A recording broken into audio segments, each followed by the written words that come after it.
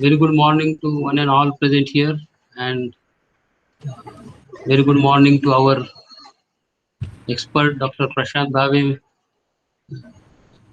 Wonderful Thank you, person. sir. And, Good uh, morning. Good morning, sir. friends, our course title is Recent Trends in Water Engineering. As you know, the very existence of the ecosystem is because of water only. So there is, one can say, one-to-one relation between water and environment or water and ecosystem. That is very much known to all of us. And then if this course do not contain any sessions about environment, that would not be justice to the course. Toward that, we have invited one of the experts who is having global visibility, Dr. Prashant Bhave. Let me introduce our today's speaker, Dr. Prashant Bhave.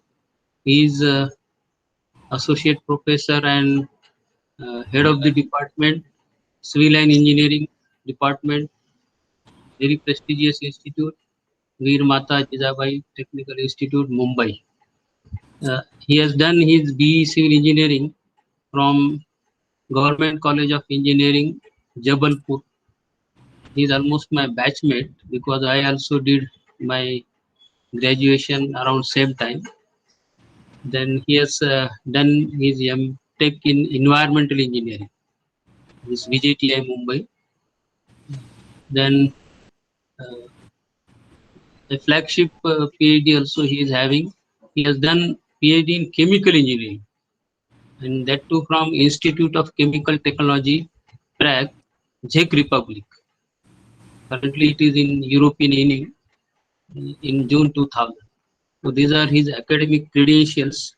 But beyond that, when it comes to practice, his practice is very thrilling. He has quite a few research projects under his belt.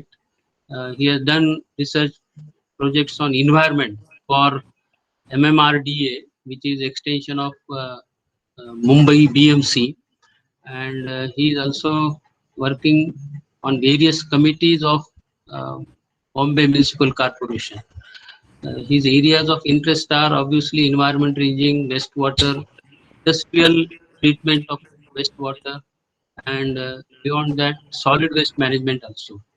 He has undertaken many national and international consultancy projects, not only for government and public sector, but also few private MNCs also.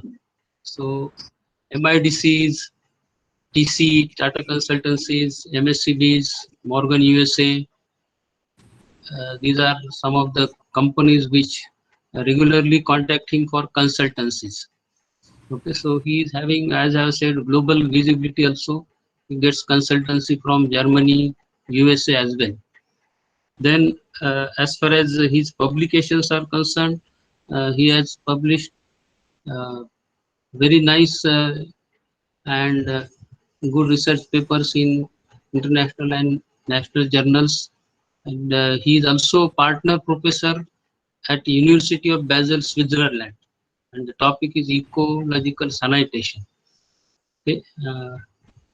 He is having membership of many professional bodies, and coming to the awards and honors, uh, there are quite a few awards to his credit. He is selected as Czech government's award for pursuing doctoral research through MHRD India.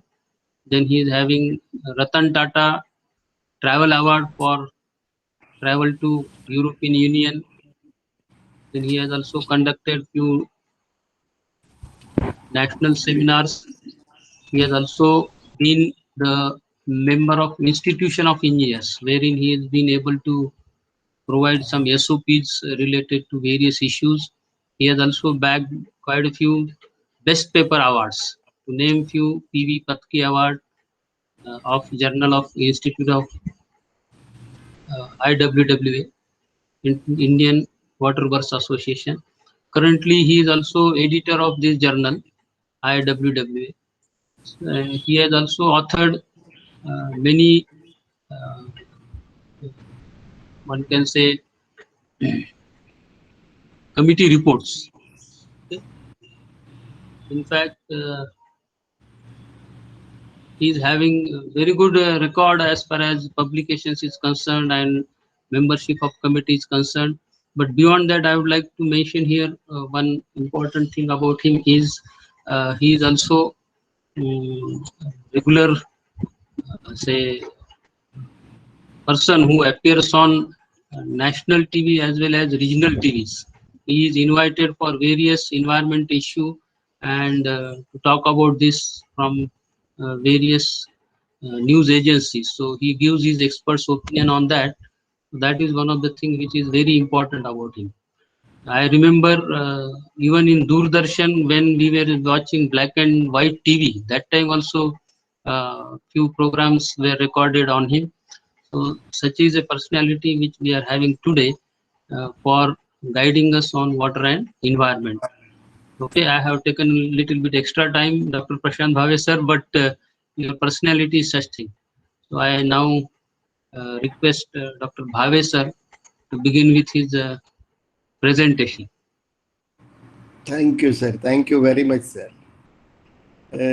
Thank you very much for a very nice introduction. I know Professor Vaikar is little biased about me because he is a very close friend of mine.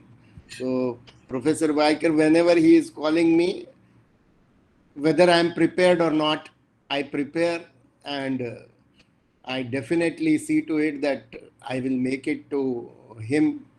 And that is the beauty of Professor Vaikar, because he is a close friend of mine and there is nothing else to be said. He is an academician and working with, as all of you know, with SGGS as a renowned professor. And apart from that, he is a good human being.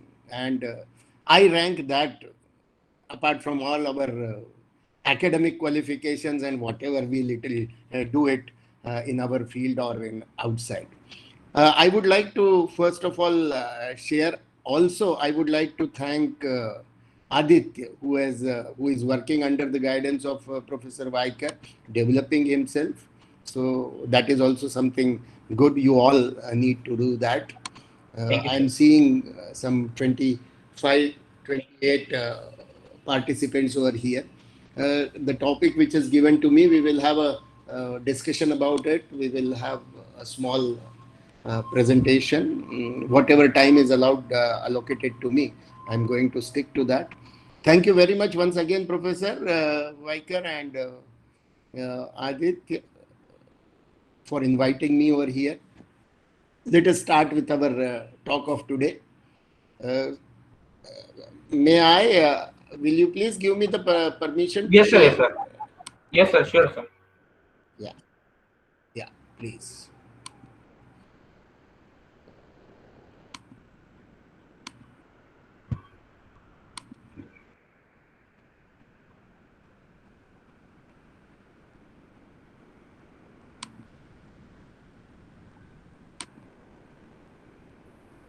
Please let me know if it is visible to you. Yes, sir. It is visible now. And I am also audible? Yes, sir. Audible.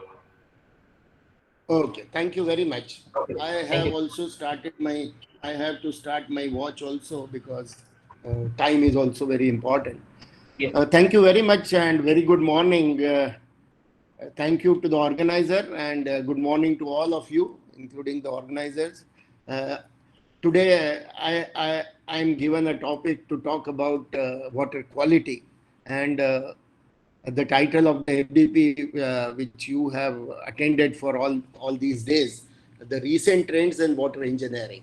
SGGS is working in the area of water resource engineering, and that is why probably this one topic is over there.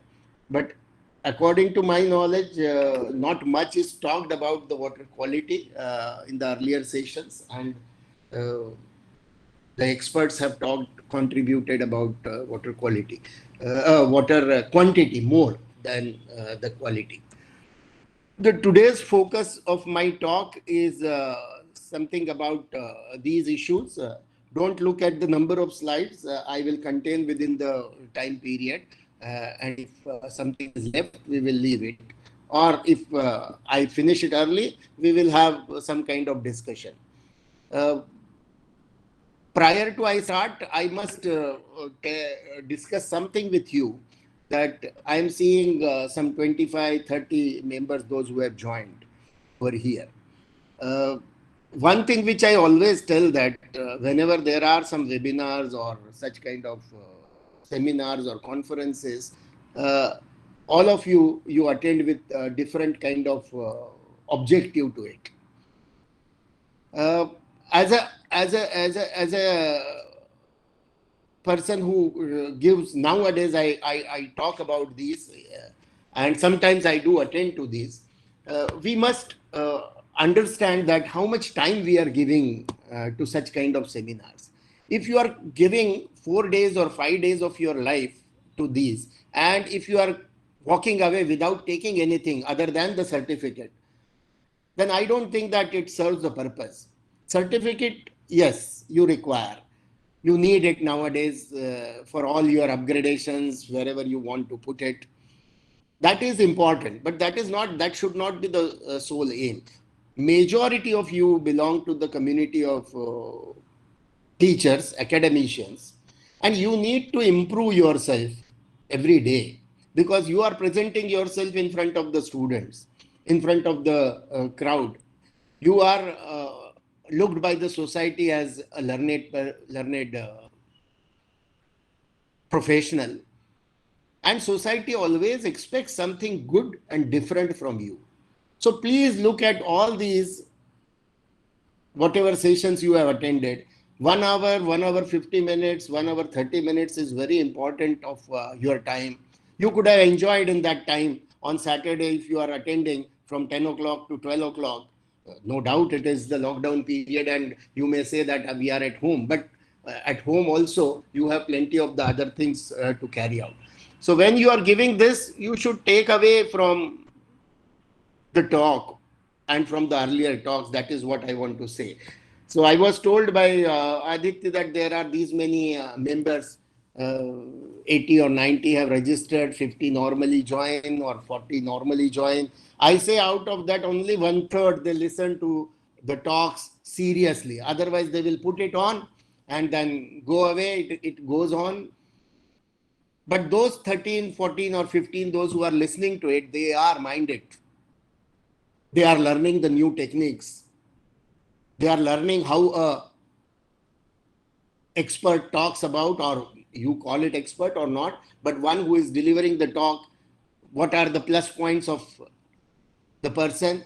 How is he or she presenting it? What kind of slides, what kind of content is presented? Because you all have to come in that and talk about it. Tomorrow you are going to be a presenter. Tomorrow you are going to talk. And then how you need to be a better presenter.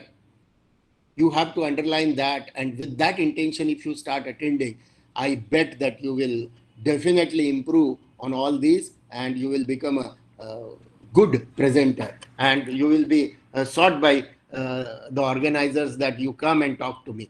I'm not saying anything else, but you won't believe that in the lockdown, I was terribly busy with the webinars and I was attending, talking with the people on different areas.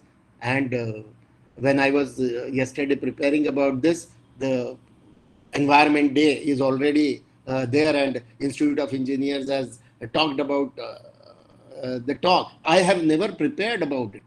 I have never thought about it. It is not my area, but now I'm preparing. Restoration of ecology or ecological restorations. You all can talk about it because you all are learned. And probably I'm getting an opportunity to do that. And that is why I'm doing it or talking with you. Let us have a talk about the today's topic. I'm going to emphasize on the classes of water, that is, what are the usages of water or officially given, the quality parameters, water quality parameters for different use, then what are the guidelines which are given for irrigation water or the majority of the water which was talked during the FDP, drinking water standard, which you people being a civil engineer understand, and if you belong to environmental engineering, you need to talk about 10500. What is the national water policy and what the policy contains? What are the salient features of the policy? Then the national water allocation priorities. What are the priorities? We all know, but we will look at it systematically from the documents which are available. It's not my document, it is the government document. Water quality, what is the meaning of treatment? So if you understand about the impurities, if you remove those impurities, it is the treatment. Basic water quality parameters, what we require to remove from the water so that it comes to the level when it is acceptable. Water use in India, how is it distributed in India? That is, how much water is used in the different areas. And then what kind of water quality monitoring programs are going on in India? And where have we reached? If these programs are going on, what is the outcome of these programs? What is the status? There are major funding agencies by the ministries, and lot of money is poured in the form of the treatment of water, in the form of the quality of the water, natural water I'm talking about, and it is the river action plan. And the conclusion of the talk, I may not be able to complete all these, so don't worry, don't look at the numbers. Just whatever basics we are talking, try if you can get it, grasp it, and make use of it in future wherever you are as a teacher or as a presenter. So when we talk about water, we know that everyone knows that enough of water is available on globe. If it comes to continent, yes.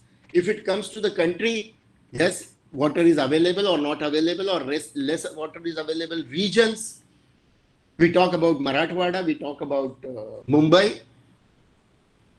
If I talk about the local, probably it comes to the locality where I am staying. Even if enough of water is available in Mumbai and my locality doesn't get water, or it gets enough of water.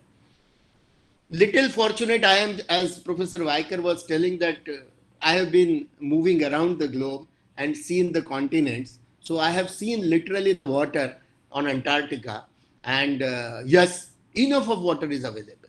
But at the same time, when I talk about the Cape Town city, for last, in the 5 years, if you will find 3 years, it was not there. It was more water emergency over there. So we are going to talk about this. So there are two major issues with water. One is the quantity and another is quality.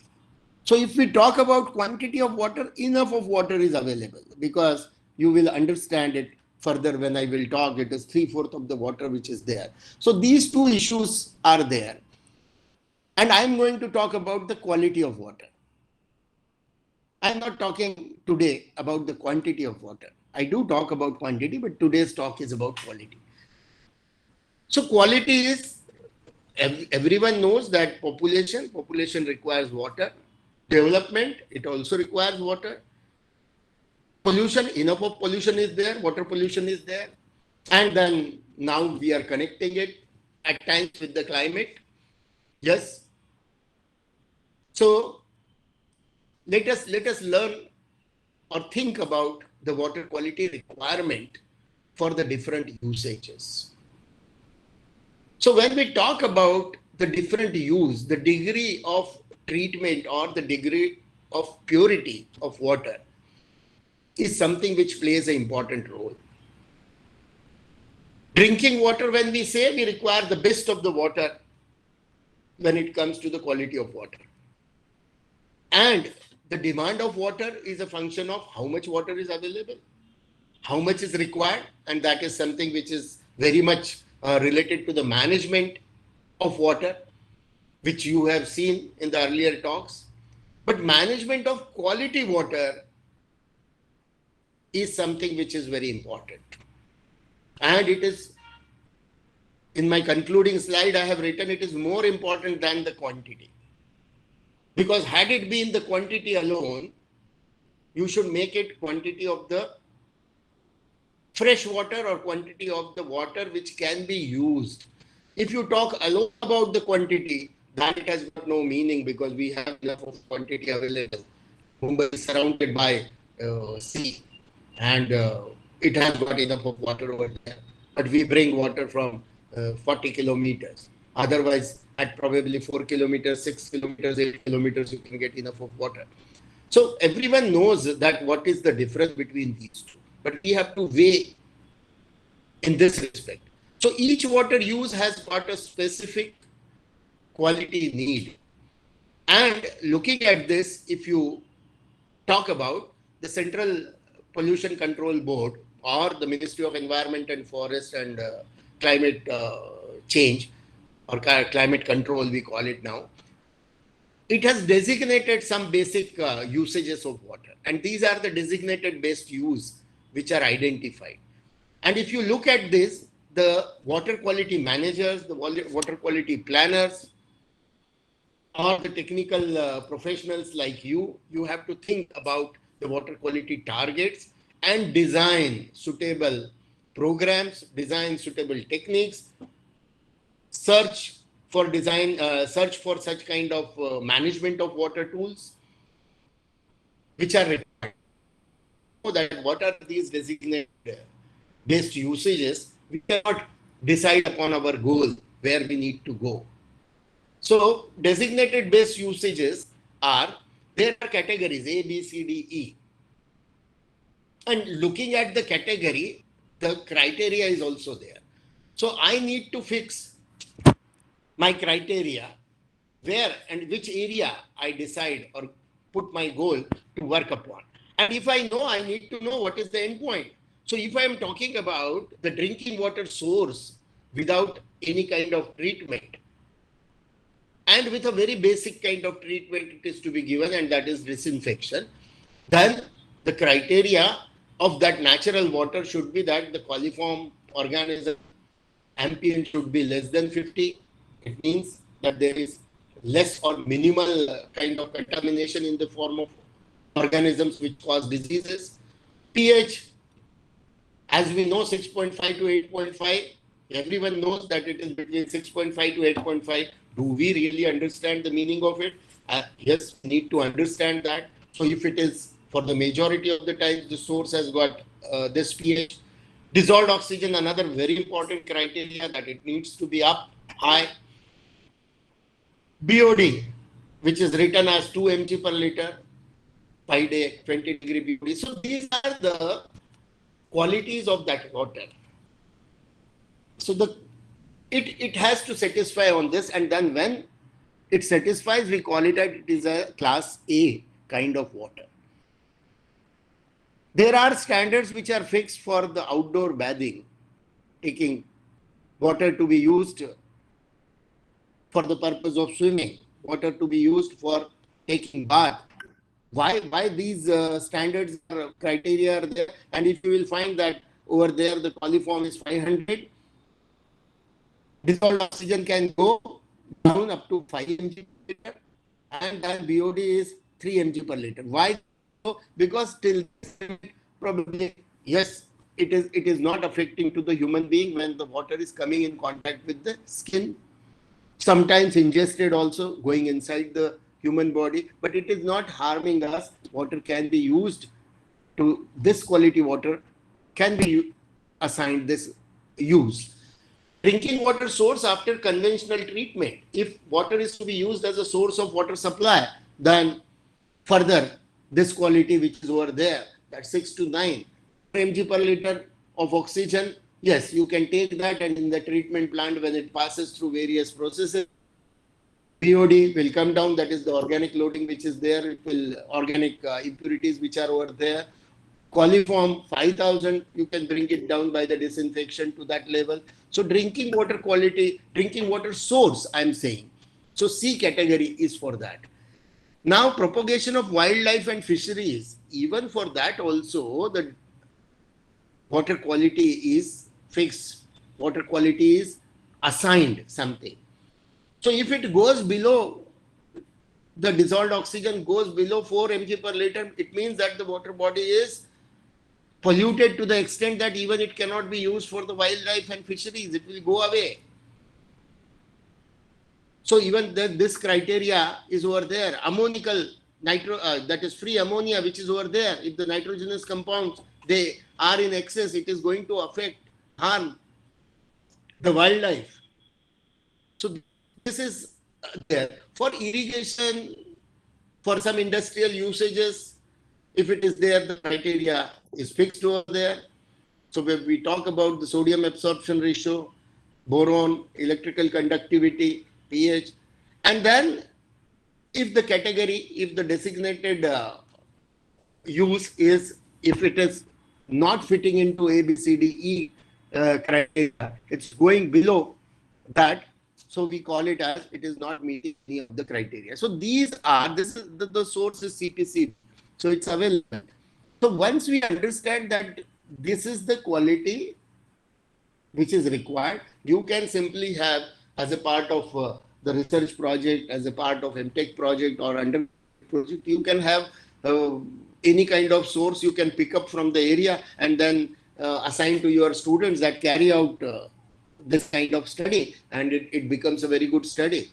I mean, I'm talking about the river in the Nanded, which I have seen. It's all green in color. You can pick up the samples. You must have done it. I mean, the professors over there are learned enough. They must have carried out the studies. But other than Nanded, if we are talking about the places wherever you are situated, you can pick up, and then if it is assigned for some kind of the water source is used for some purpose, you can analyze the quality and you can suggest measures how it can be improved. So may it be a theoretical or academic project, but academic projects only for the move and taken up by the local managers, local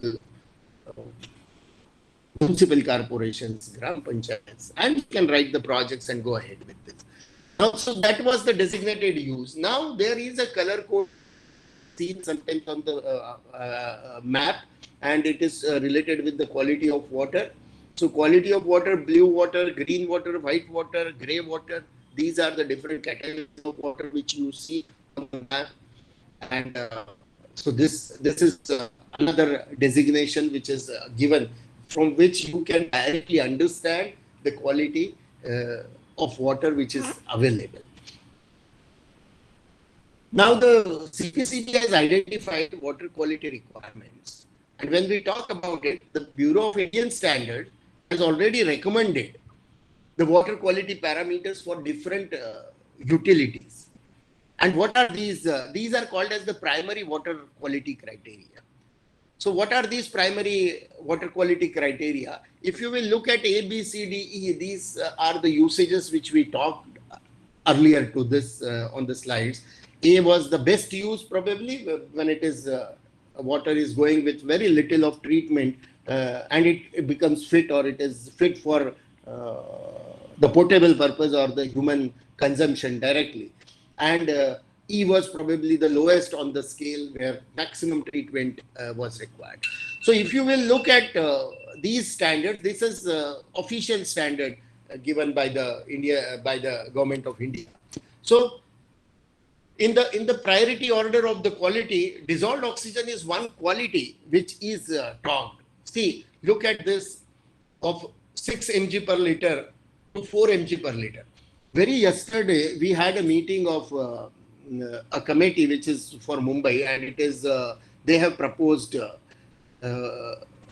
one major project by the side of IIT, if you know, in Mumbai. The Powai Lake is there. Powai Lake is a huge surface water body in the city of Mumbai. And the project was that there is a walkway to be constructed by the periphery of this whole lake, and it's a huge lake that is in the Powai area, right in front of the Hiranandani, then by the side of IIT campus, which is again huge. And then further, there is a 5-star hotel, 7-star hotel Renaissance, and all this area. And now they are developing a walkway and a cycle track on it, and that has come in front of the committee. Coincidentally, I happen to be the member of that. And when it was talked about, they said that the quality of the lake water, the MCGM or the municipal corporation is trying to bring it up, and they are having some floating aerators and a huge investment, and they are doing it, and the quality has improved. But is that the only parameter? So my objection was, my comment was that you are investing so much, these many crores in making the cycle track and the walkway. Yes, it is required, because there is no way the Mumbai population in the western suburb can have a natural. But if the quality of the water is not good, then what is the use? And our chairman, who happens to be a senior IS officer, very well known, Ramanath Jha, he said that this point is very valid, because you may invest so much, and if the quality of the water in the lake is degraded, which is a known source. So the presenter, an architect, renowned architect, he says that the dissolved oxygen is going up and it is coming close to 6 and crossing 6. But is that the only, if dissolved oxygen alone is going up, is that the lone parameter? No, because it has got huge amount of green algae and the water hyacinth which has come up. So for that, we have to think. So the quality of water not alone, because it is to be seen in context with good number of parameters. You may get one parameter reduced or hiked. So that is what is over there. So when we are talking about the dissolved oxygen, biochemical oxygen demand, which is an indication of the organic content which is coming, organic impurities which are coming into the water. Coliform is an indicator of the disease causing. Presence of the disease causing is also seen by the presence of the coliform organisms. So where from this is getting entry? pH, normally we don't have any control over it, because we have the natural water, surface water, and we don't correct normally the pH. So we are gifted by the natural, surface water, which normally lies between the ranges which are given to us. Because now, when it comes to certain physical parameters, like in the form of color, odor, taste, you can see those. Another is the dissolved solids. If the dissolved solids are more, then it becomes very difficult to make use of that water for certain industrial purposes, because difficult to remove the total dissolved solids from the water. Hardness, some scale is given. So you can see for rest of it is not making a significant kind of contribution. But for the water to be used for the drinking purposes, there are limits which are over there. Iron, copper. If you will look at the chlorides, plays an important role, this parameter. Or the sulfates, if we are talking about, nitrates, if we are talking about. So these are getting entry into the water through the human waste or the wastewater normally.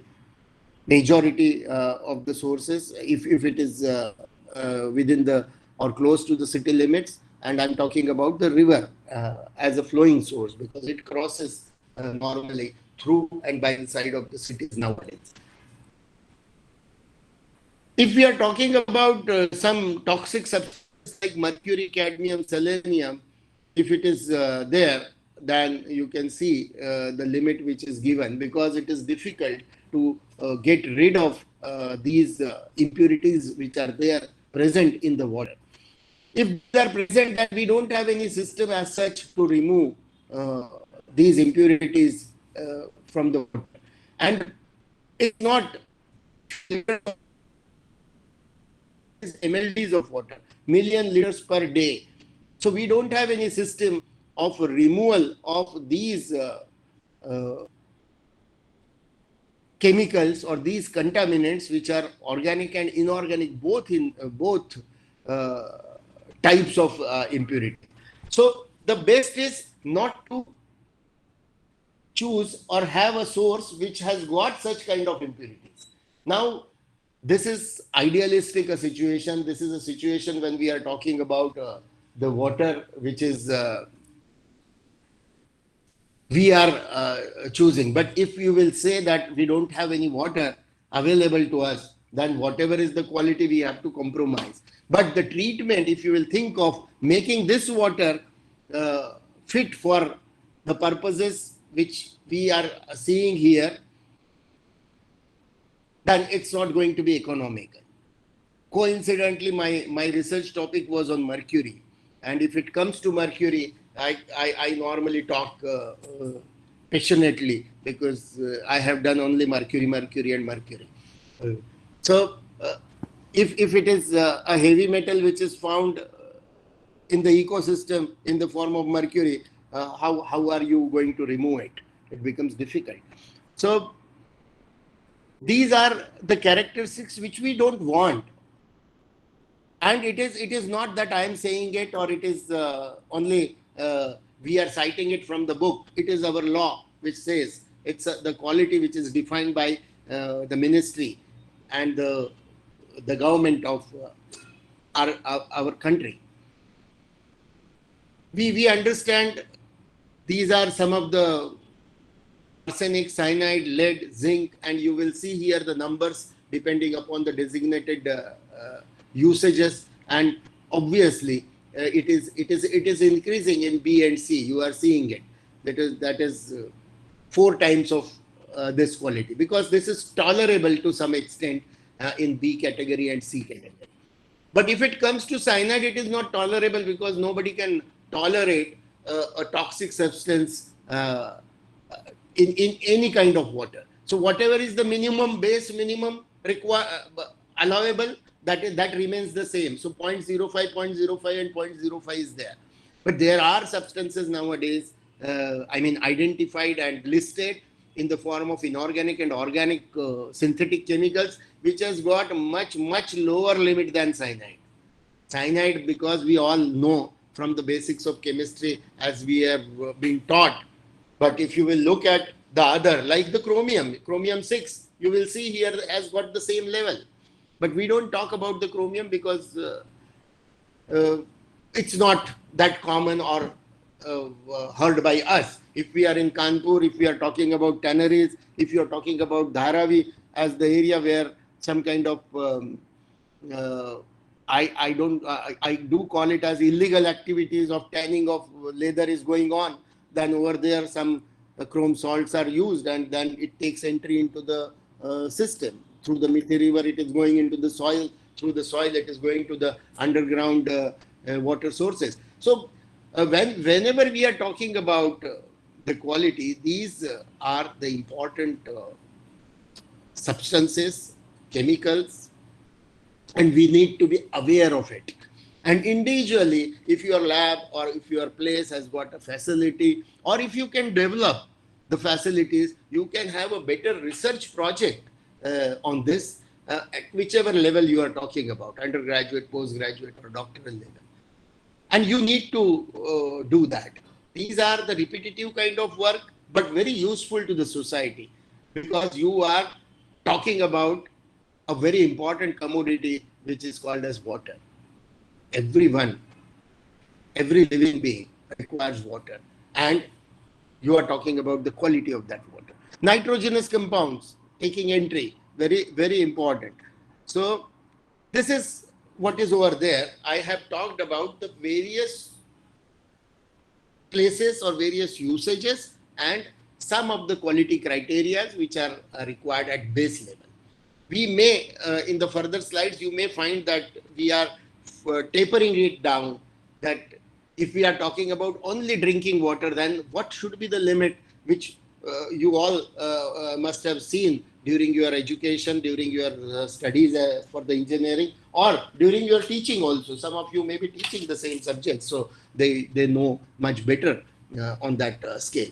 Now, if we are talking about the irrigation water quality, when we are talking about the advancements in the area of water engineering, we are major as talking about the quantity of water, and one quantity which is at large, because if I am talking about 100 units of water, a major chunk goes for irrigation. So naturally, if I'm talking about the major chunk is going into, or major lot is going for the purpose of irrigation, then I must know what is the quality of the irrigation water.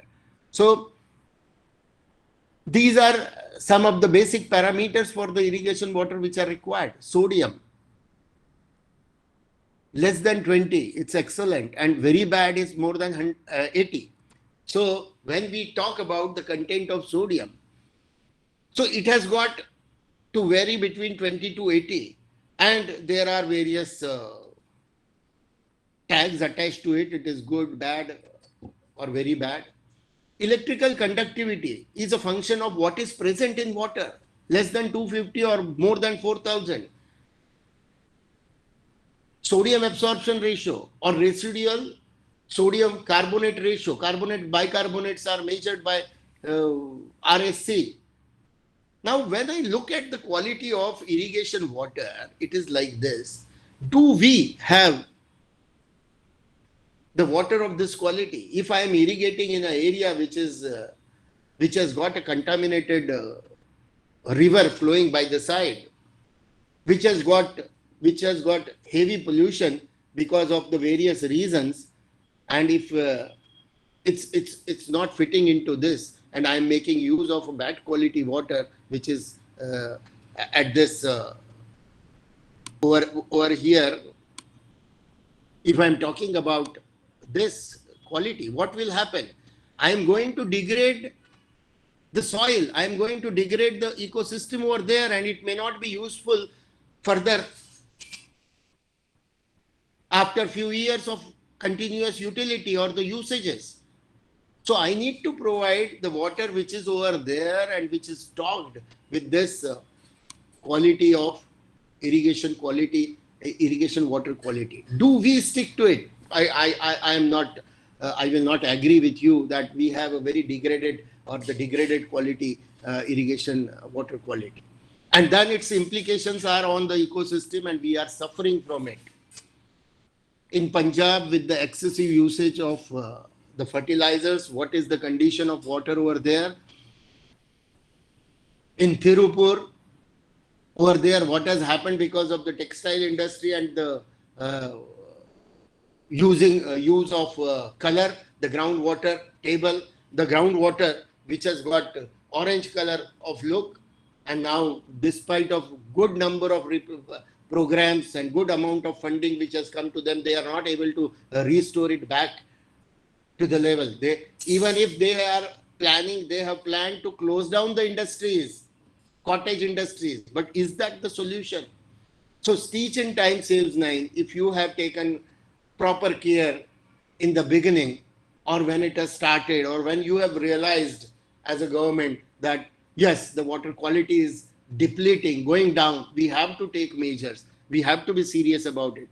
Probably we have not gone to this stage which we are seeing. There are a good number of examples where we can talk about it. So when it comes to the irrigation water quality, we need to be very cautious because the quantum used over there is very, is huge. We will come to that. How much is it?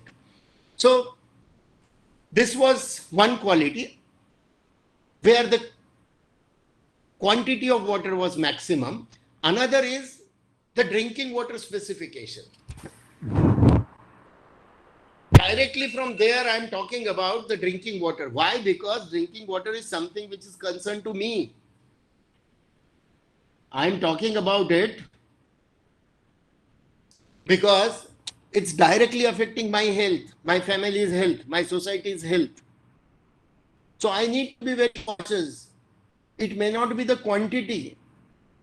Yes, significant quantity is also there as the drinking water, because day by day our population is increasing, our population has increased, and our demands are increasing.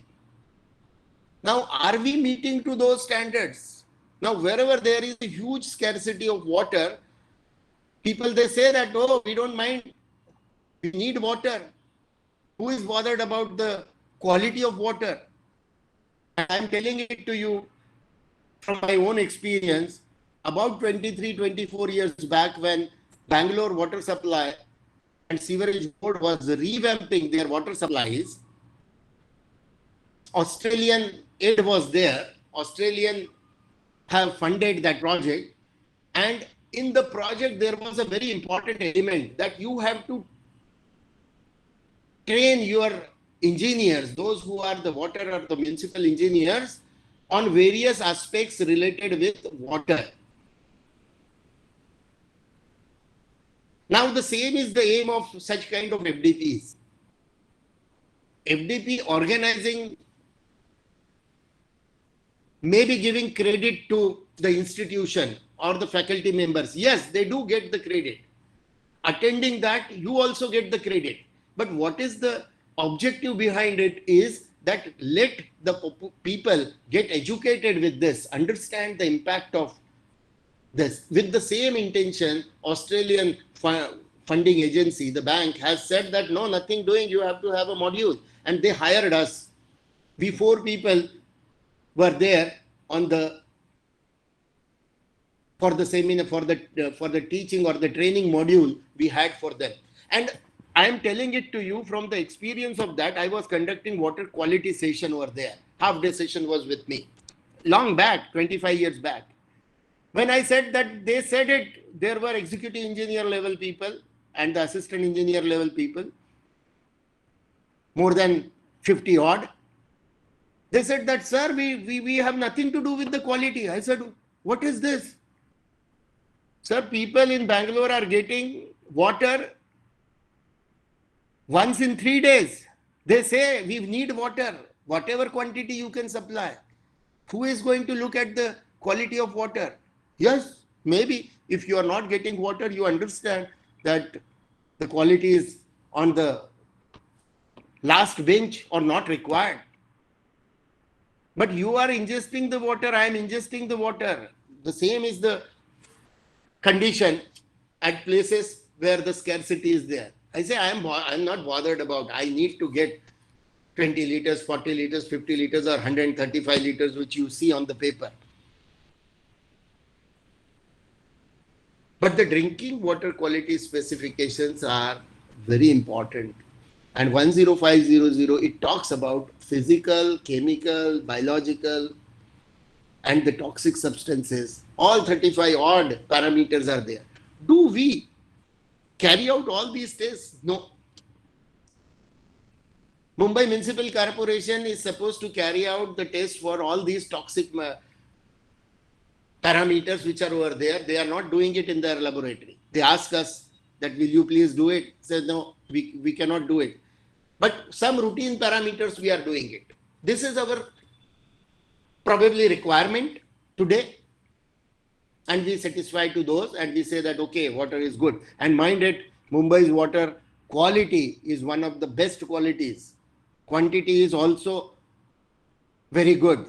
And you compare it with whichever municipal corporation you are coming from. What is and where you are standing on the quantity issue and where you are standing on the quality issue.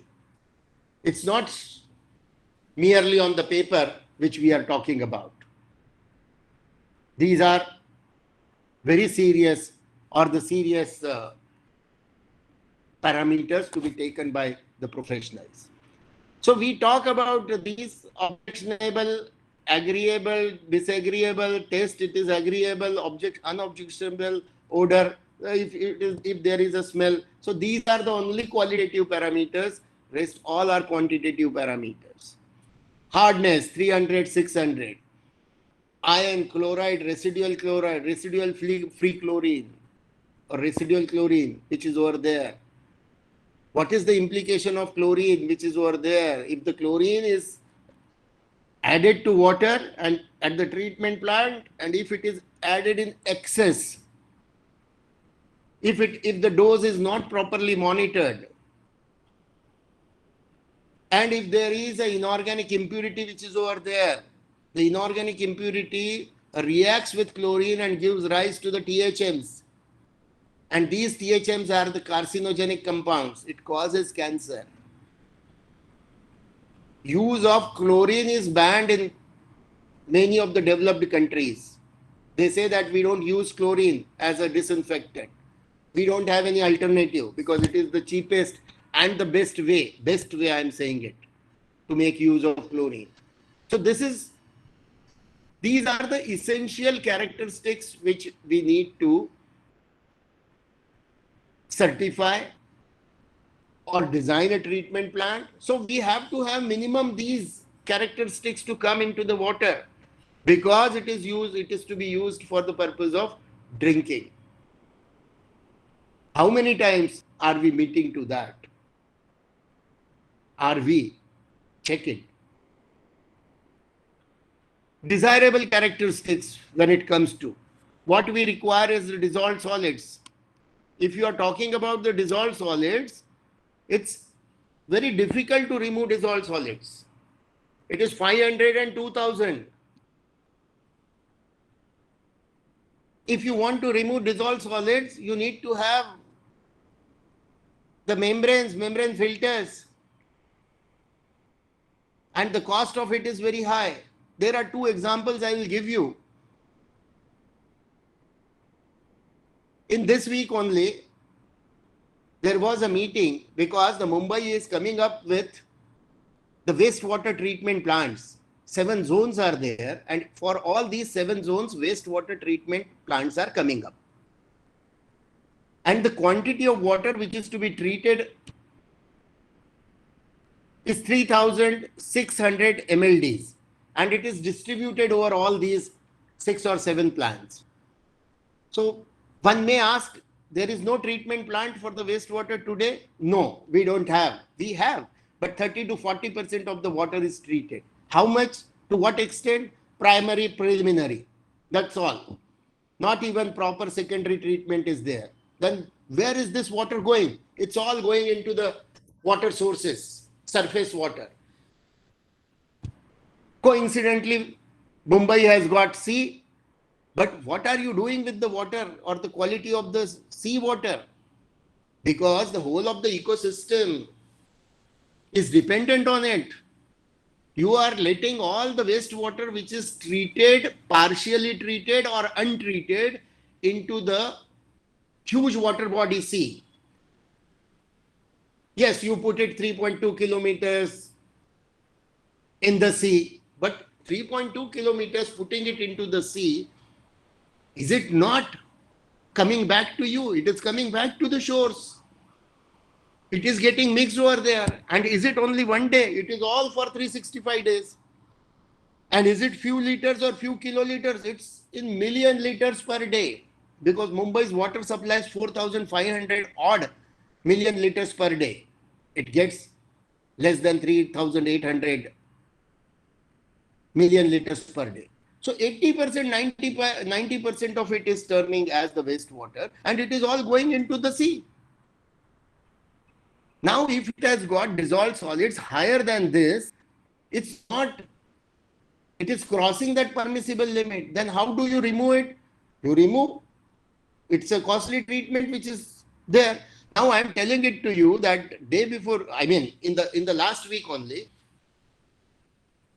one of the treatment plants, Bandra, is in the finalization stage of 450 or 500 MLDs. It is in the finalization stage. It is 4,500 crores project. And like this, all these zones. They are giving the ultra modern treatment to it, and they are making use of this water right up to the tertiary level. They are treating it, and 50% of the water is going to come back into the cycle for use. It's the reuse, because there is no water available. The water sources are depleting. Now, if it has got by any chance this limit goes up from 2000 to 3000, 4000, the treatment will become costly. The per MLD cost or per liter cost of the treatment, if it is 1 rupee, it will go to 1.2 rupee. It will go to 1.5 rupees. And who is going to have the burden of it? You, me, because it's public money. Second is, the quality is getting affected, means our health is getting affected. Is it not? Yes. The same case has come 2 years back from the 2 5-star hotels. One was at Sahar and another was at Juhu, Marriott. And the problem was that they were asked, because the government has got a clear-cut understanding that if it is an industry, if it is a profit-making institution, you have to organize for your water. We don't have water. I will come to the national policy, national water policy, and you will understand how important we as a citizen are. So while talking about, they said that we don't have to organize for our own water. So they have extracted water from the ground, subsurface water. That subsurface water had high TDS. Now that high TDS needs to be removed. And if it is to be removed, it's a very costly system, relatively, which needs to be there. Municipal water comes for free. Free means what commercial charges. For them, it counts as free. You pay 4 rupees for 1 kiloliter, they pay 20 rupees for 1 kiloliter, or maybe 30 rupees for 1 kiloliter as an industry. They can afford it. They said they were selecting the technology. I was fortunate to be there. They have invited me for selection. If the high value of TDS is there, they can do it because they are the 7-star hotel, Marriott. They can treat the water and give it to their clients because the client pays probably 20,000-25,000 rupees for one room, one day. But can we? No. So if we degrade the quality to this extent by our deeds, we will not be in a position to correct it properly. So stitch in time saves 9. And we are stitching it very late, but still, I'm positive. So dissolved solids, when it comes to, I call TDS, total dissolved solids. TDS is very tedious. So these are some of the parameters which we need to talk, we need to tell, we need to understand. So magnesium, copper, manganese, sulfate and nitrate, these are the two which take entry from nitrates, particularly 4500 permissible limit. You can also see some of the toxics, mercury, phenolic compounds. These come under the category of carcinogens.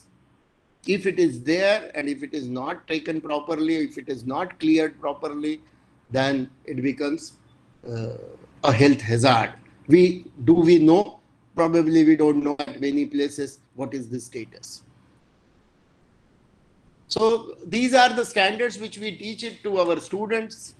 Normally, those who are very much into the water treatment, they may talk about this, but do we have any kind of treatment for this kind of parameters? No. Cyanide, lead, chromium, we never remove it. Even for the pesticides is one which is very, very important nowadays and talked a lot. Now, if my ground source, surface source is contaminated with pesticide, what am I going to do? Do I have anything in the treatment plant which removes the pesticide? No. The problem with Punjab is they have made use of excessive chemical fertilizers, excessive. And everyone knows that Punjab was leading in the farm produce. Now, where from the farm produce is going to come? It's the hard work, yes. Is the soil good? Yes. It's the water which is available? Yes. But someone has asked me from US, one of my students who is working as a consultant over there, he said that, sir, I heard about that there is a train of cancer patients. What is this? So the number of patients suffering from different types of carcinoma was very much on high. Why? Where from it has come? Over a period of 2, 3, 4 decades. So if you will go and probe into for the reasons, do we have any kind of testing for the pesticides? Very little. I am at least not very much aware that the laboratories which are giving the results for the pesticide. And apart from that, even if the result comes, do you have anything to correct to that? Because the roots are not over there. I need water every day.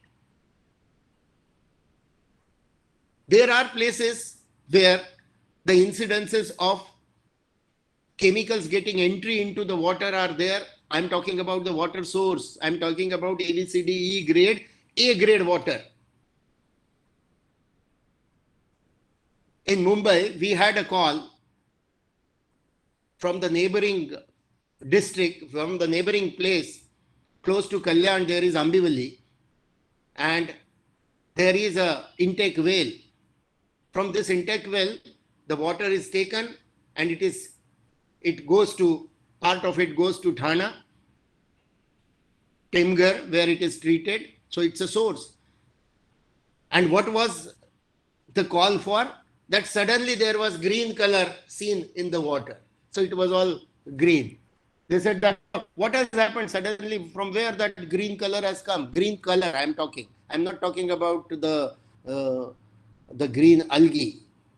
Algae takes time and algae is there permanent.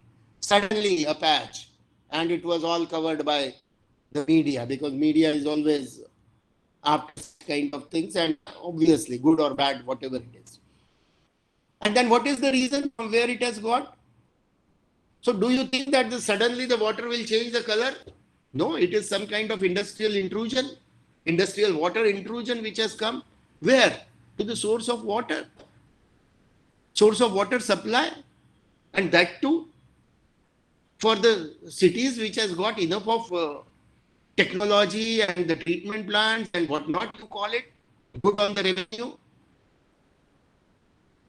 Life is same everywhere, anywhere, if you are talking about. I am not comparing the life of a person over here is more important than any other place. I am talking about the resources which are available. But if you talk about the natural resource and if it is degraded to the extent, will you be coming to this quality? How much distance one has to cover as a technologist, as a researcher, or as a policy maker? So that was about the quality of water which we require. Now let us see about the national water policy. What is this national water policy? National water policy is which talks about what is the need for the national water policy. So there is a national water policy which says that water is a prime natural resource. It's a prime and a natural resource. Basic, fundamental. You cannot make it. I cannot make it. There is no industry which is making water and supplying to us. Making water, I am saying. Hydrogen, oxygen, and then that is making. So it is a natural resource. Natural resource, when this word comes, it indicates the limitation. There is a huge limitation because nature has got limited resources. It's not unending, that it will keep on going. No. Prime, basic. And we all need it. It may be there, prime and natural. But do we need it? If I don't need it, then fine. But I need it also as a human need. And that is why it becomes a precious national asset. It is a national asset. So preserving the water source, any water source, it's a part of our national policy. So planning, development, management of water resources need to be governed with national perspective. So whatever you have seen in the earlier days, of your talk, the technologies, the planning, the development, the preservation, management, everything related to the water resource is a part of our national policy. And one very important in that is also the quality of water, because the utility of it is different. Availability. Now, talking about the availability of water, it is both in space and time uneven. Availability of water is uneven. Water which is available for Mumbai is not the same which is available for Nanded, is not the same which is available for Nagpur, is not the same which is somewhere in Bid or a place which is having the less or the scarce resources. So it is uneven. If I am talking about the water in Africa or some place in Africa, it's not the same. Cape Town, very beautiful city of South Africa. Had an opportunity while going to Antarctica. We sailed from Cape Town. We lived over there for 12 to 15 days. A wonderful city.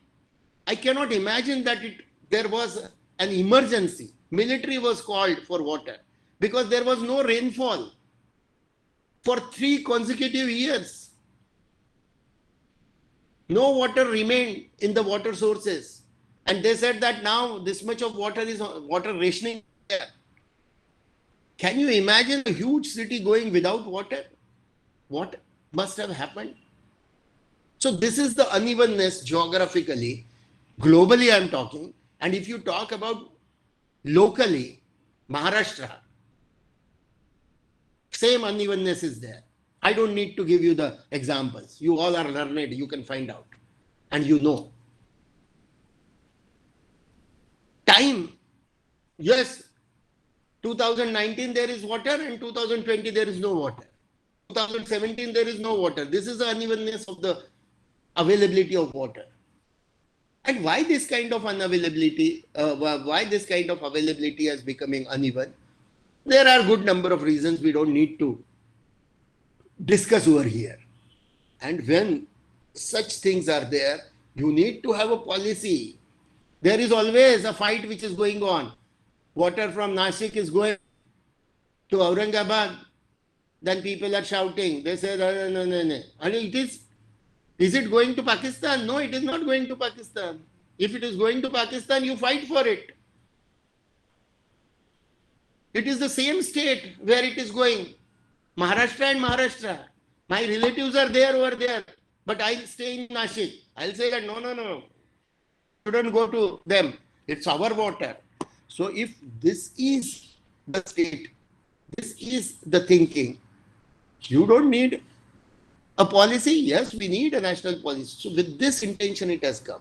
There is a variation in the water which is coming to us, rainfall, 100 mm to 10,000 mm. I don't need to talk about it. Ecological system. Water is a part of the ecological system, very important part of ecological system. I'm going to talk about ecological system.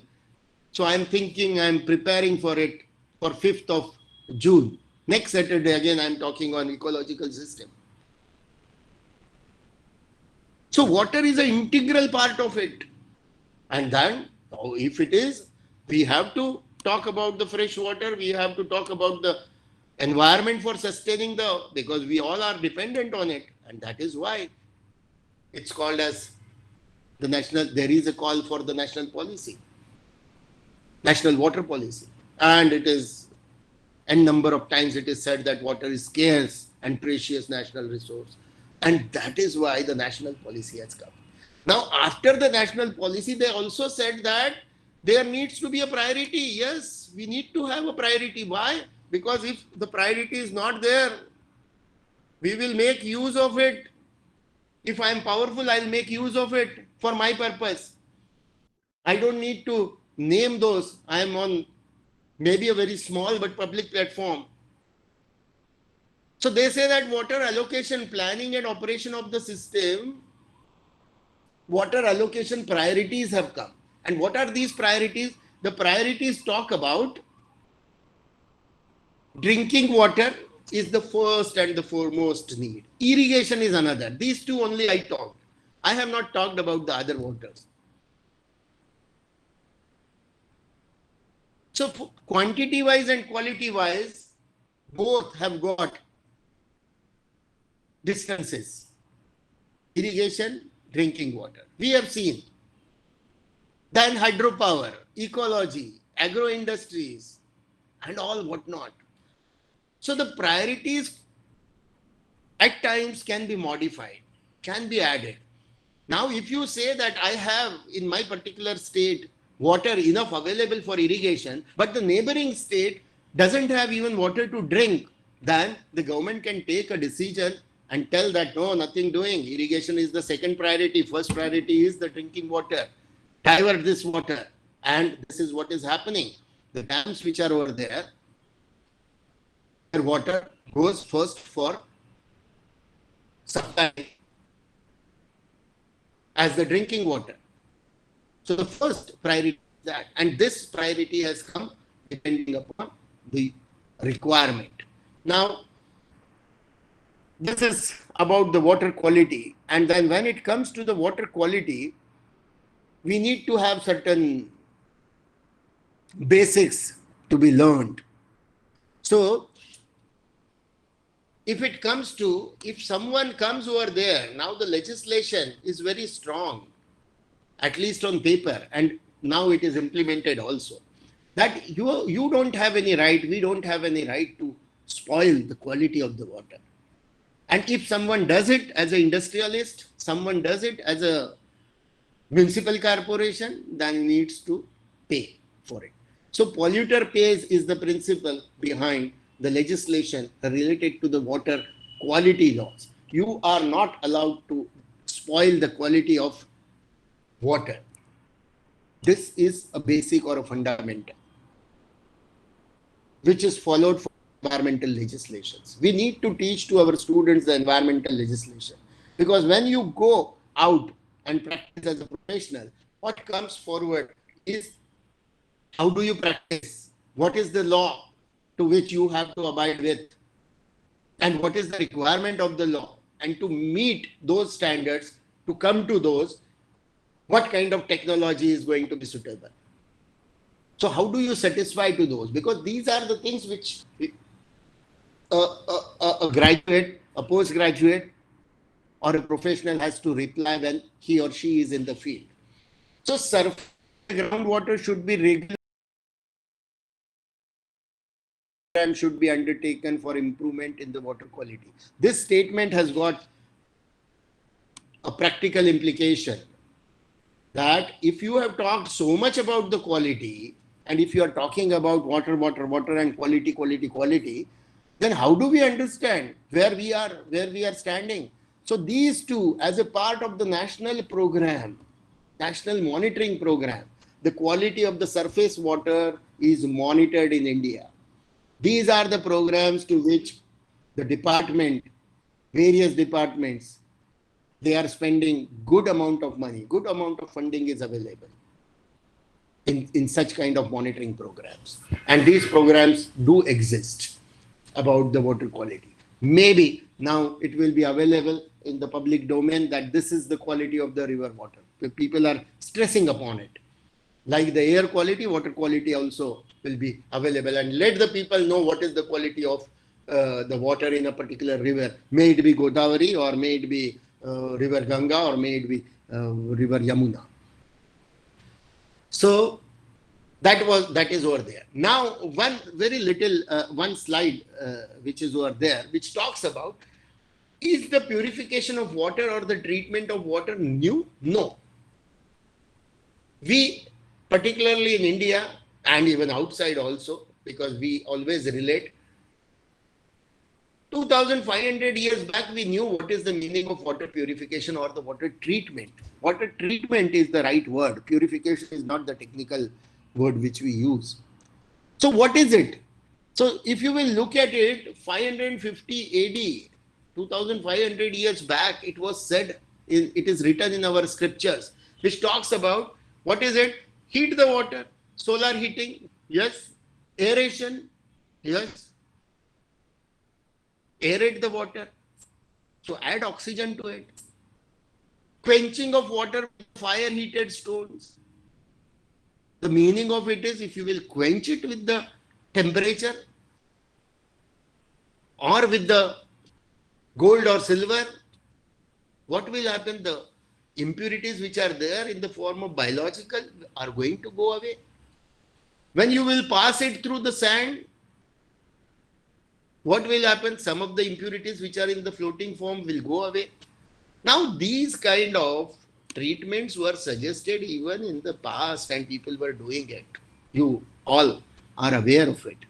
Depending upon the water to be, how it is to be treated during the rainy season, how it is to be treated in the summer season.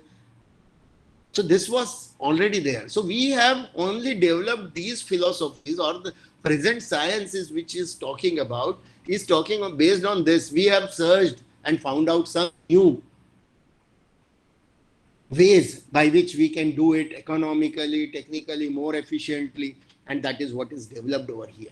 So water quality parameters, if it comes to that, we need to have, we talk about the circulation of water in the atmosphere, and you all know that it is a hydrologic cycle. Now, the second thing which is very important is we must know that why we emphasize on the quality and of water is the major chunk of water which is available. Water is there, enough of water is there on earth or globe, but very little, 3% of it, 2.5% of it is called as fresh water. And out of that 2.5% of water, what is the rest of water? Rest of water is not useful. Sea water, ocean water is not useful to us. You can make it useful. You can remove those impurities, but removal of those impurities is a very costly affair.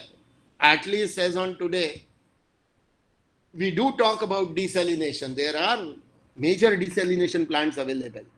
But can we make it public? Can we make it for our people? No, at this moment, no. Maybe tomorrow a technology comes and we will. So what is there at present? We have very little water available.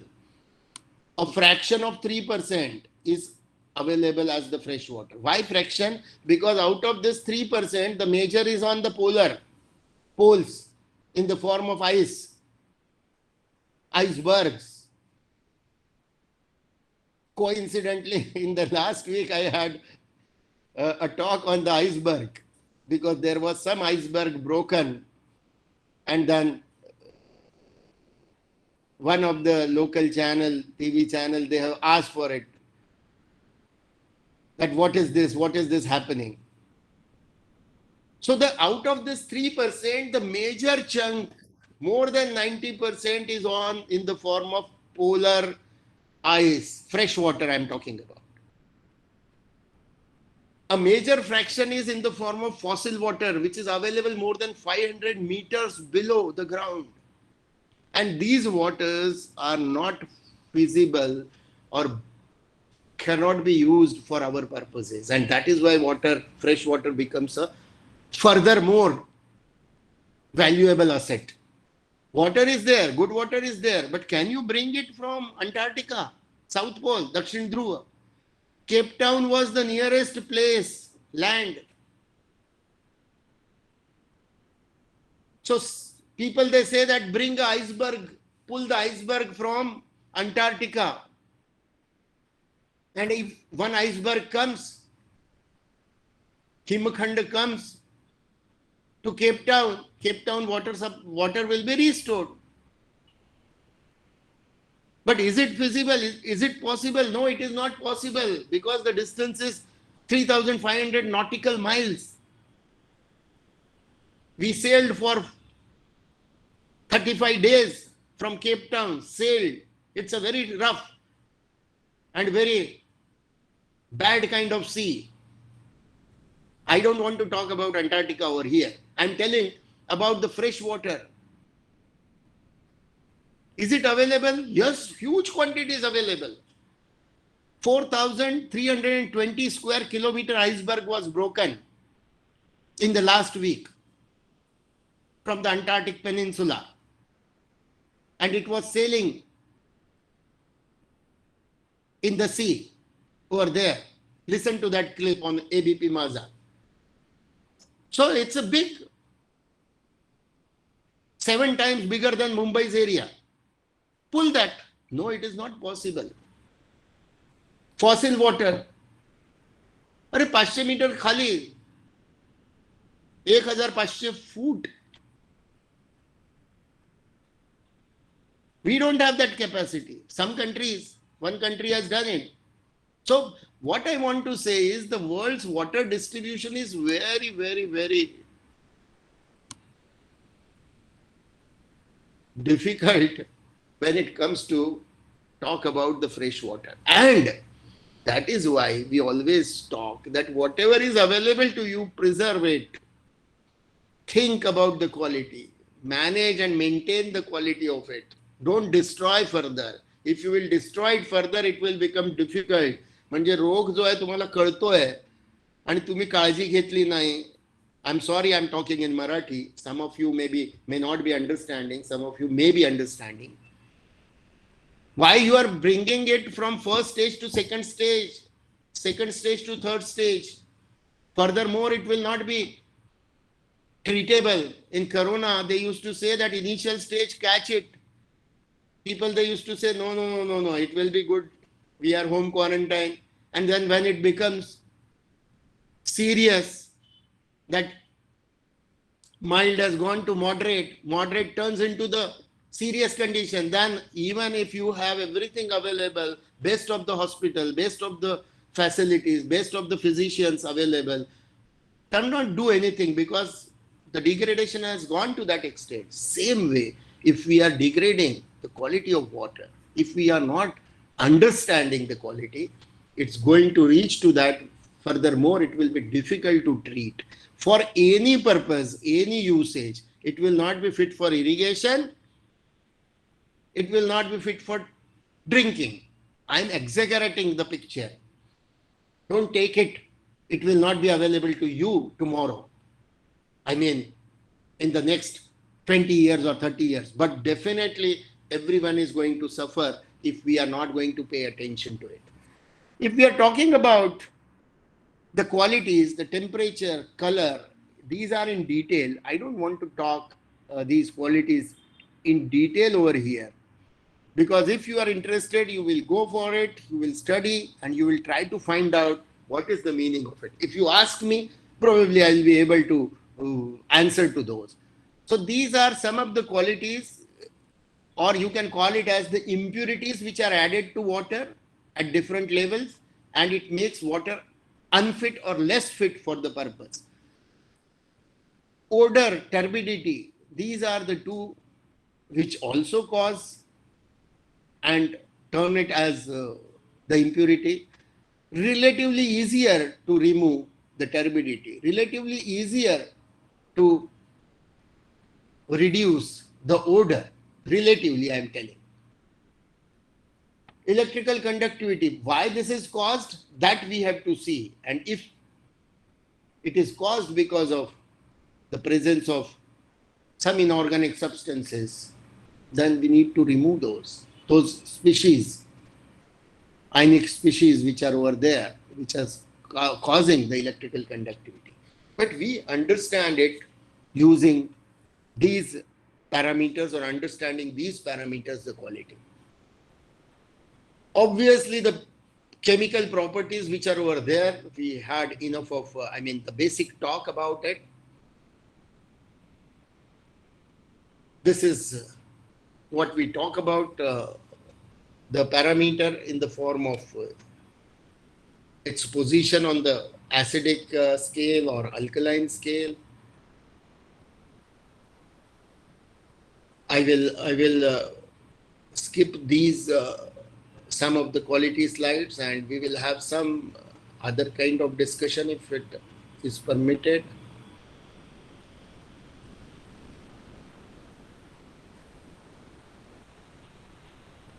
Yeah. So water use in India, this is the slide which I was referring to. Now you can look at it.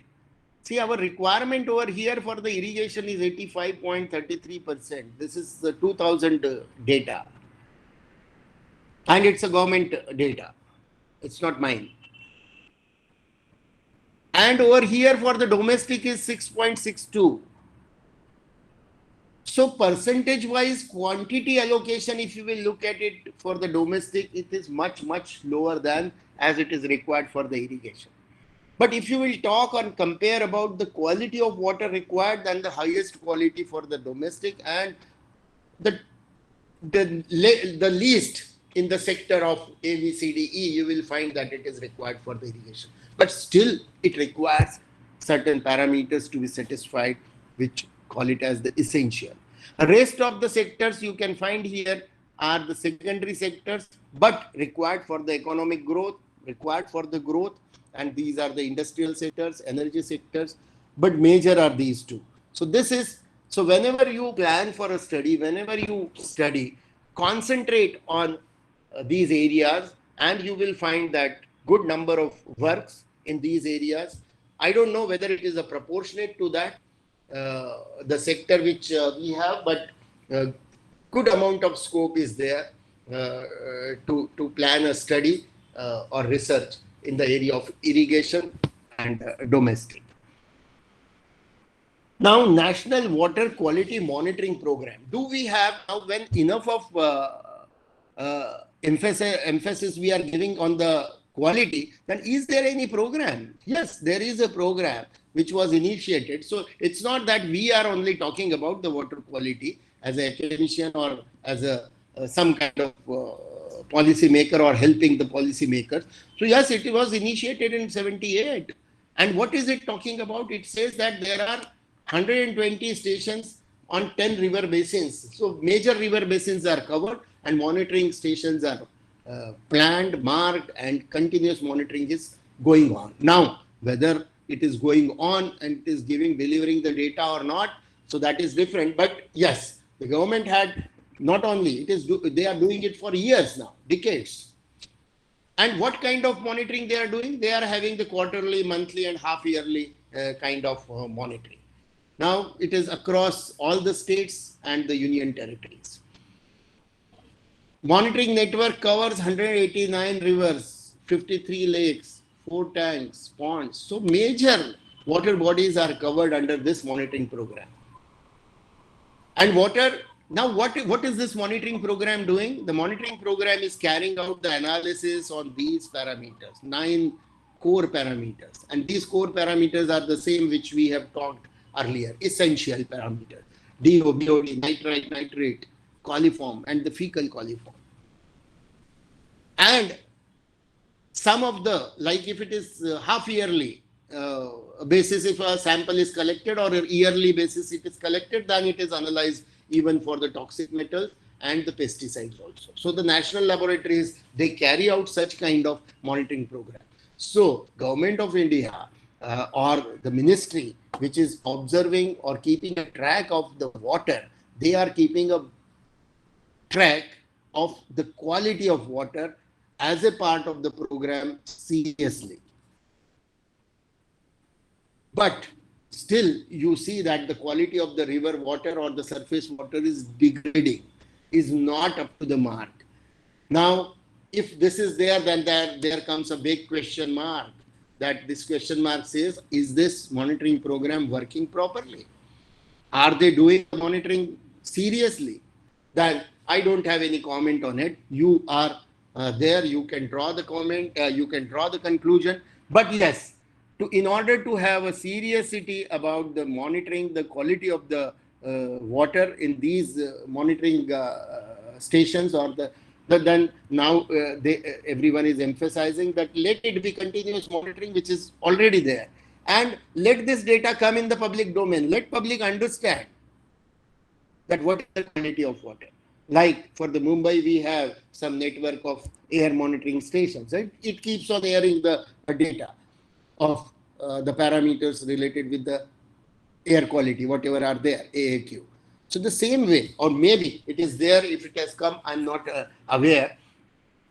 Had it been there, the media is going to catch those reports and that monitoring data, and will again talk about it, that see what has happened. So it's there. Now, these are the National Water Quality Program. It talks about the 9 core parameters, which you can get it anywhere if you are interested in. These are the field observations which are related with this. These are the physical observations.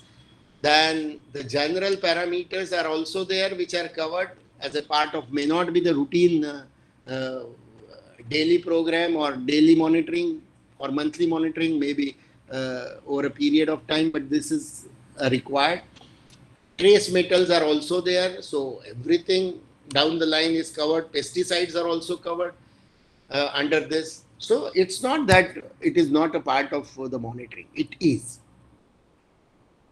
There are various criteria for selection of monitoring stations. You may be having a monitoring station close to you. You can go to that. You can ask for the data and get those data, work on it.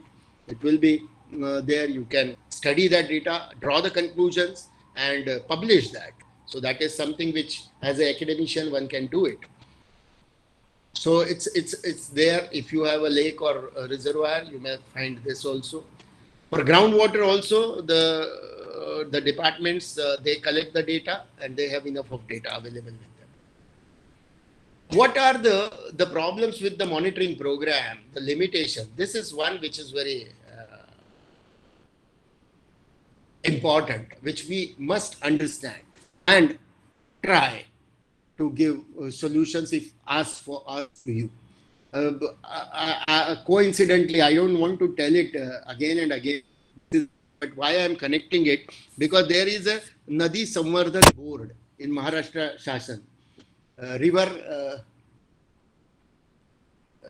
restoration or something like that. What is it? I'm not getting it. Nadi Samvardhan Board, I remember, because I am also there over there. And in Maharashtra government, there is a big program which is with the Ministry of Environment of Maharashtra. And the secretary, principal secretary, Environment Ministry, sits over there with, obviously, whenever they require some kind of expert, I don't know whether we are the experts, but they call people from IIT Mumbai and VJTI. So we are lucky enough to go there. So head of CESE IIT and VJTI, from VJTI, I have gone there in the last meeting. And what was there, that all these city collectors and the town's collectors, they present the program for revamping, or you can say that whatever water body they have, normally the river, how it can be improvised. And the money was allocated to them, to the collector or to the CEO of that particular town or city for helping in improving the quality of the river or the stream which is over there. And good amount of money is there, which is spent by the local government. And for the allocation of that money, the collectors used to present their cases, and good number of, I think, 7, 8 cities and towns have presented in the last meeting, and the money was given to them. So it is where such kind of programs are going on. Now, whether this money is utilized properly or not, it's not now every time becomes possible for probably the people sitting over here in that administration. It's the local government. So the problem in data validation due to the fluctuation of water quality is one. Then flow in the many rivers is for the short period of monsoon, only for the short period it is there. And then the data which is available also, you know how it is going to be presented or available. Then talking about the processing of the data, there are some limitations with the processing of the data. So they need the software for processing or the validation of that data which is over there with the local people or which is, yes, obviously with the local people. So over there, I think the local institutes can help work on it. Water quality management varies widely from the developed countries to the developing countries. And it is not, as it is applicable developed countries to developing countries, it is the same with a developed place, you can call it, where more vigilant kind of people or media is there. So that is, so these are the limitations of the monitoring program. And you can see here some data which is there from the government side, that for Maharashtra, I'm going to stop in 5 minutes next. Maharashtra, the rivers are 45, and you can see here the monitoring which is going on monthly for 27, quarterly for 21, making it 48. So this is how the monitoring data which is available over there is there. But it is noted and communicated and seen by all of us that there are major stretches which are affected or polluted, you can call it. So severely polluted to relatively clean. Still this data is doubtful at times. People, they have their own say on it. So if it comes to, it is stating that the 15% of the total length is severely polluted. If you take it severely and moderately polluted, even that number goes to 34-35%, which is significant. And whatever is reported as clean, you all can comment on it, whether it is really clean or not. So this is what is said. This is a data which is talking about the BOD. You can see here greater than 6 is at 365 places. In Maharashtra, it is, so that comes under the category of greater than 6, 3 to 6. So I have reservations about this, but it is more or less what I am trying to emphasize is that there is a good length of river or the surface flowing water affected with the pollution or the quality. So quality concerns are there on this. So these are some of the locations where we are talking about. So there is a river action plan. Sir, how much time do I have? Can I continue for 3-4 more minutes? Yes, sir, sure, sir. Yeah, because this is something very important. I want to bring it to the notice of those who are present. River action plan, there are ongoing river action plans which are going on, and you must be aware of the plan which is the Ganga action plan which is going on. And if you go to the website, you will understand that what are the measures which are taken. But it is not the first time that the Ganga action plan has come. First time the Ganga action plan has come in action 1986, when the World Bank has contributed crores of millions of dollars. It has come over there because it was a World Bank aid, and it was on that monitoring or on that committee, I think committee or say some work was done by IIT Mumbai. Dr. Prasad Modak has done the work, and I happened to be in contact with him earlier. I used to be, and at that time I learned, despite of pouring so much of money, I say that sagla paisa paanyat gela. There was hardly anything which has come out of this Ganga action plan. Millions of dollars. The reason being the sources, it was probably not implemented properly. And whatever were done under this project, it was a big failure which was seen. And if it is a failure, it is a failure of, that is, the river Ganga was not clean. And now when it is taken up, once again, I think now there is a professor from IIT Kanpur who is involved in that, Professor Tare, and he is, along with him, some local institutes are also part of such kind of study, and they are advising to the government, or they are working with the government. And it is said that now the Ganga action plan is working properly, and there are some improvement which are seen. So it's good. Then what is the reason? Because the untreated wastewater which is taking entry into all these rivers is spoiling the river, and it has spoiled over a long period.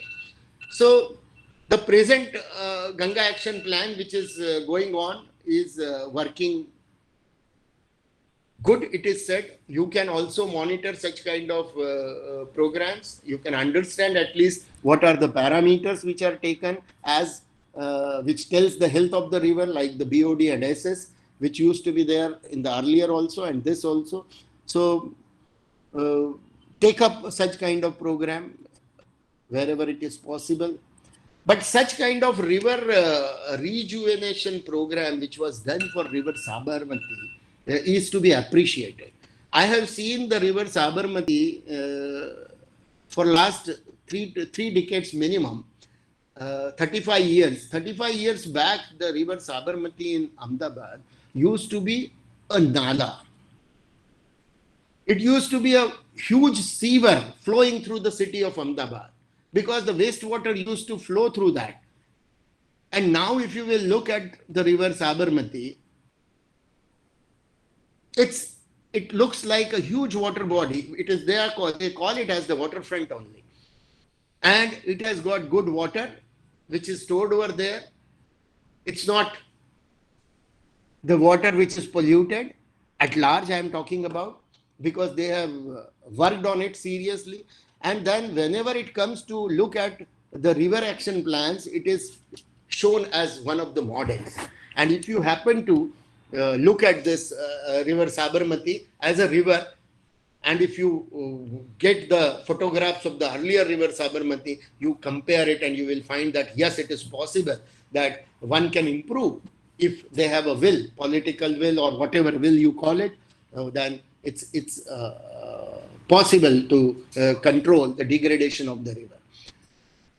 Similarly, when we talk about the river pollution, it's not that the river Sabarmati comes over there. The river Thames, which was in London earlier, it was also a polluted river. And now it is said that it is treated to the extent river is not treated. River is brought to the stage or the level that it is one of the cleanest rivers, because it has got the clean water fish. You can sight its existence in the water. It means that whatever were the causative factors for degrading the quality of the river are minimized, and the policies were made and implemented. Not alone made, we also have the policies. It's not that we don't have the policy. We have all the policies in existence. But implementation, wherever it is, we are not probably, we are definitely poor. Hope that it improves and we come back to a better quality. I think this is something which I wanted to talk with you. I have taken the references from the CPCB, MOEF and CC website. I have taken the CPCB presentation, some of the data and the presentation. So I must be thankful to the people. It's not all the content is mine. So I acknowledge the content which is over there. And I hope that I have not crossed the limit of the time. But as a conclusion, if you will talk about today's 70-80 minutes talk, if it was 70-80 minutes, I don't know. 10 we have started, means maybe 80-90 minutes talk. Then the takeaway from the talk is the water quality is an important as the quantity of water for the survival and the growth of all of us. And there are sustainable and the judicious, it is possible to have a sustainable and judicious use of water as a natural resource. It is must. And the contribution of all of you as a technical professional is immense. You can contribute if you wish to. Make use of these 1.5 hours for improving yourself on this front. If you are already working and you are at depth, still furthermore you can go. You may be knowing the contents of what I talked. You can seriously think over it. Help the government, help yourself, and help the community and society to improvise on the quality of water. Not alone attending the seminar, gathering the certificate and going away. Yes, do that also. But have this. And I think, thanks a lot. This is a picture which is taken by me when I was doing a project in Lakshadweep. So you can look at the sea, you can look at the Lakshadweep, very serene and the nature's beauty. Lakshadweep is not seen over here. But thank you very much. Thank you, Vaikar sir, giving me an opportunity to talk. And then Thank you. Thank you, Dr. Prashant Bhave. It was like a discourse for all I of don't us. know whether you were there or not, but Yeah, I was there. yeah. Thank you, Half sir. an hour Thank you I very was much. there. Yes, sir. Thank you. Okay, When sir. you are okay, there, sir. I was there. But thank you, Aditya. I'm sorry. Sir, some questions are from participant. From one Definitely, question from definitely. Is I'll the be happy allocation to. is the allocation priority you showed I'm is sorry, I did not mention about your Antarctica expedition. Actually, in No, Indonesia, I sometimes could have mentioned. we will have a talk about Antarctica also, sir. No problem. Yes, sir. That is your flag. Please go ahead with the. I think. I mean, for me, it is a lifetime experience, and I share that experience with wherever I get an opportunity. So it's there, sir. Yes, sir. Please, Bola, sir. Sir, one question from Pushpa. Is the allocation priorities you showed is from National Water Policy 2012? Allocation means you can see. I'm not. Yeah, Bola. I'm not getting it. एक minute chat मध्ये बघतो एक minute कुठला question आहे हा शेवटचा मंदार महाजन यांनी विचारलेला क्वेश्चन नाही पुष्पा मॅम वर हो बघतो पुष्पा खाली सर थोडं खाली एक मिनिट हा is the allocation priorities you showed is from national water allocation priorities means if you are referring to what kind of allocation you are telling, if you can make it clear to me.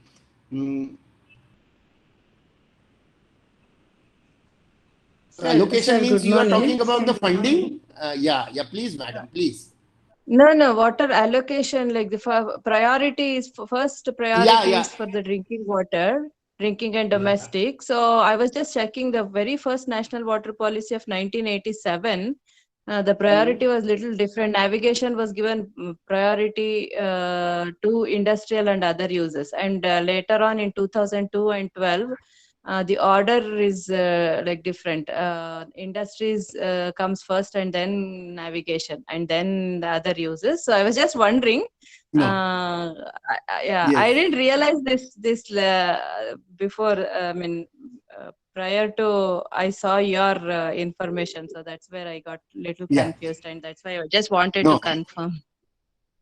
Madam, I would like to tell you something that when it comes to the priority of water to be used, fresh water I'm talking about, the first and foremost by the law is the drinking water.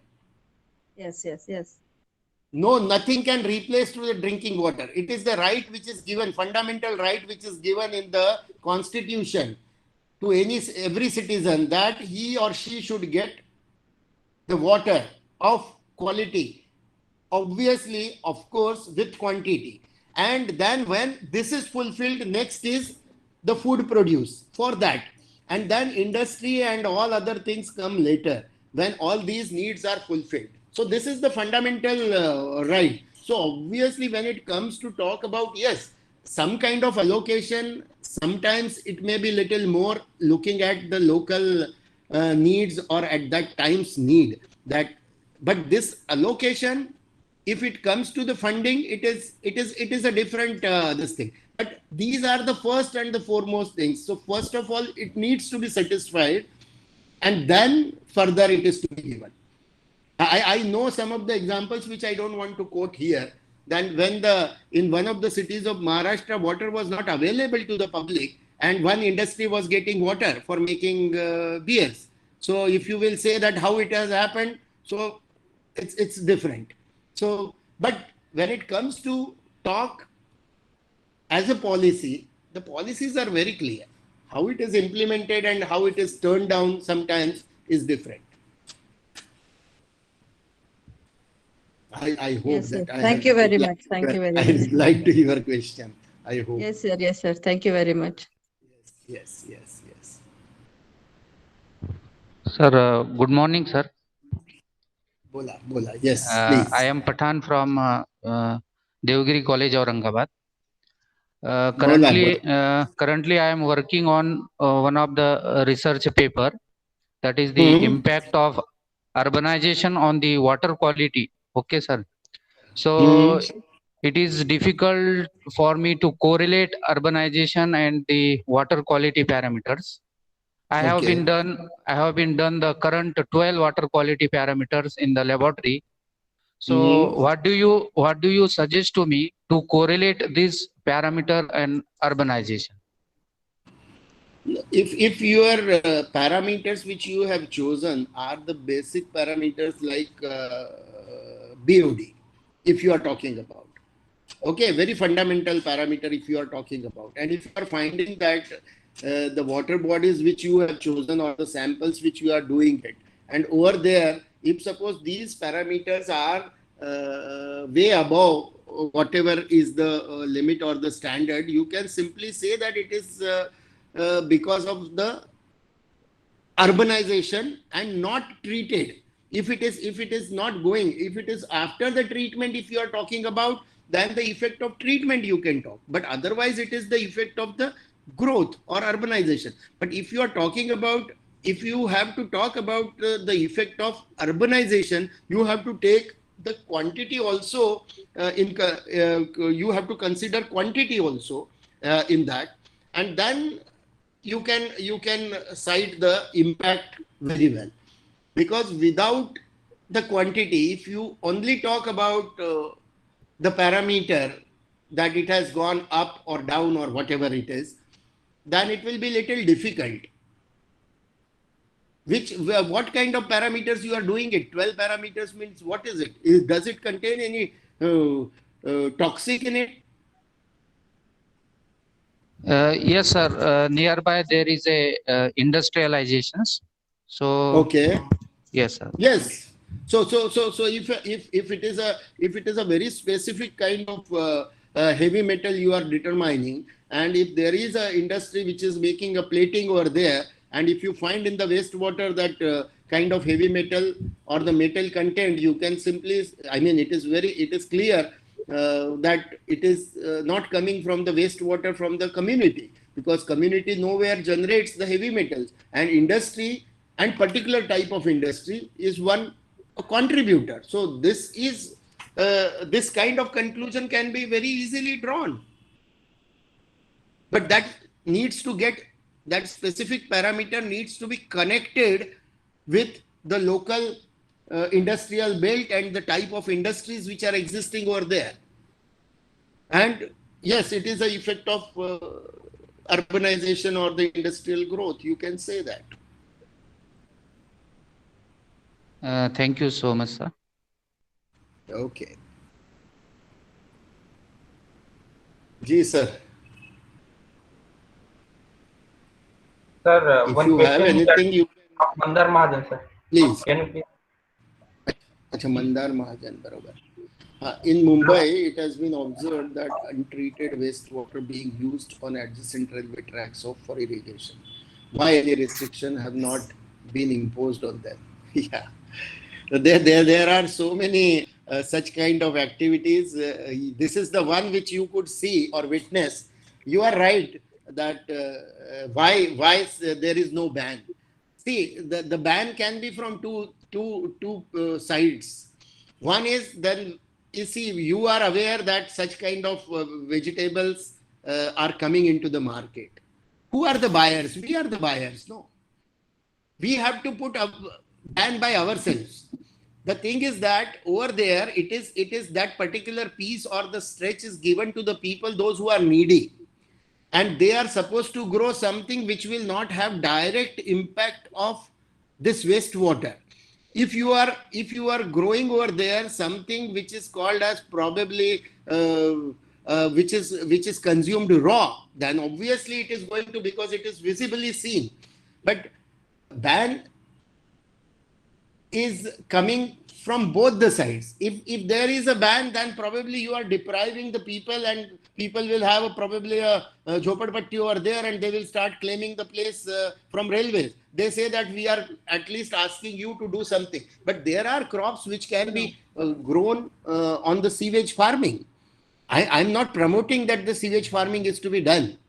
I'm saying that there are things which can be done on that. So I don't know that. Outright banning them is not a solution. You make the people aware that if the food product is coming from there, it is harmful to the people. Why to buy it? Are you getting me? There is another angle to it. Why it is not coming into the ban area? No, it can be. So railways is not earning too much from them. Probably they are thinking from some other point of view. Yes. Different countries have, this is what you are written.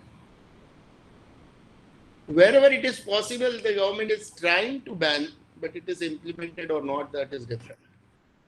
I hope, Mandar, I'm clear on it. I hope. I don't know. Yes, sir. I got it. Thank you.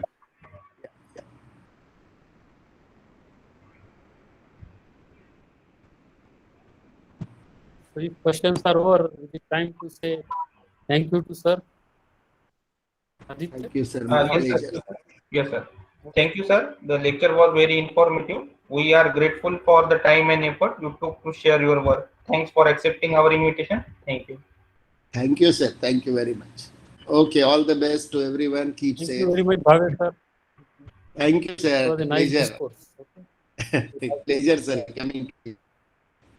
Thank you, sir. Okay, bye.